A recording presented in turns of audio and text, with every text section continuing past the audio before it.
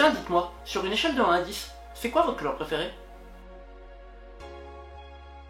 C'est un terme qui revient souvent en hypnose et on m'a beaucoup demandé de quoi il s'agissait. Aujourd'hui, on parle de la rupture de pattern. Tu peux me serrer la main s'il te plaît?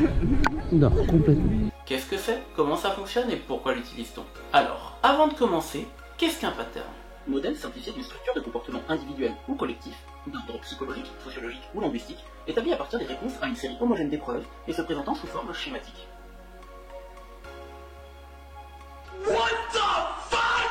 Et de manière beaucoup plus simple, un pattern est une action inconsciente qu'on va avoir tendance à répéter souvent, voire même tout le temps.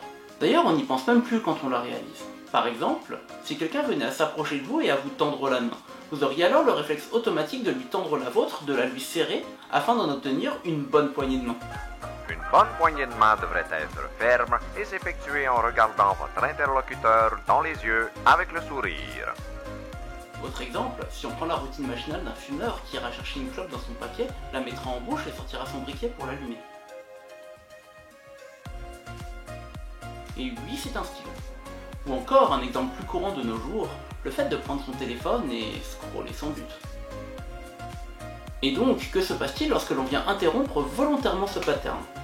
Le cerveau se retrouve momentanément dans un état de confusion. Il se demande ce qu'il se passe, sans trop savoir quoi faire. Pour vous donner un exemple, je suis sûr que vous vous êtes déjà retrouvé dans ce genre de situation.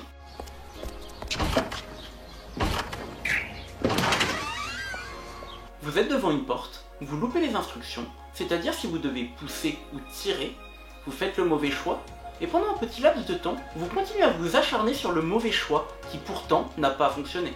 Ou alors, si on reprend l'exemple de la poignée de main, on s'attend tout naturellement à ce que la personne en face de nous vienne nous serrer la pince, mais si au dernier moment elle venait à ne pas le faire... Awesome. Thank you so much. Bah, on a juste l'air complètement con, quoi.